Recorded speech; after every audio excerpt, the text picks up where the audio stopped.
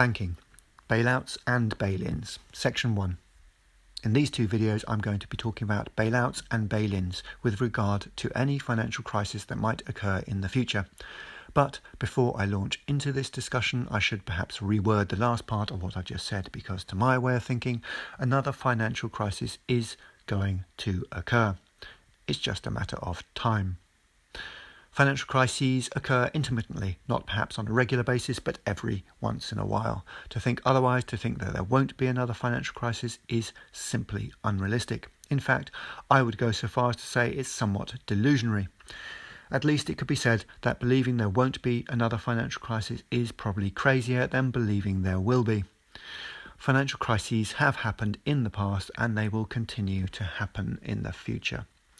The question then becomes, when will there be another financial crisis? Who knows? Timings are always tricky. I think it's going to be soon though, sometime early in 2022, but I may be mistaken. Anyway, back to the matter at hand. Bailouts.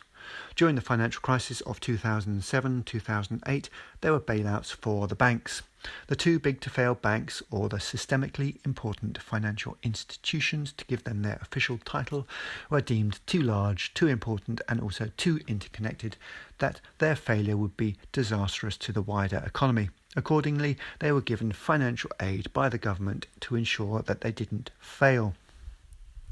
By definition, a bank failure occurs when the value of a bank's assets falls below the market value of the bank's liabilities, the obligations it has to creditors and depositors. So essentially, it can then be seen as an equation involving banks' assets and the bank's liabilities. As a side note, in accord with this definition, Evergrande in China is a failing institution. It has failed to meet its obligations to its creditors and its market value is falling fast. Although it's not a bank, it could be probably categorized as a systemically important financial institution. It's large, it's important, it's interconnected. The Chinese government has stepped in, but whether any assistance they give turns out to be effective remains to be seen. Back to bailouts. This is a snapshot of the US. Following the collapse of the Lehman Brothers, financial systems began to seize up. Hank Paulson, Secretary of the Treasury, and Ben Bernanke, Fed Chairman, went to Congress with a proposal to save any other financial institutions from failing and also to save the financial system as a whole. I'm just going to reel off a few stats. So, starting from the smallest. Bear Stearns, $30 billion. Fannie Mae and Freddie Mac, $187 billion. TARP, $700 billion. TARP is Troubled Asset Relief Program. This was the purchasing of toxic assets. General Motors was to receive $80 billion of this. With regard to Britain, the government instituted a range of measures. The Bank Recapitalisation Fund, special liquidity schemes, underwriting interbank lending to ensure the liquidity, buying shares in banks, nationalising a bank.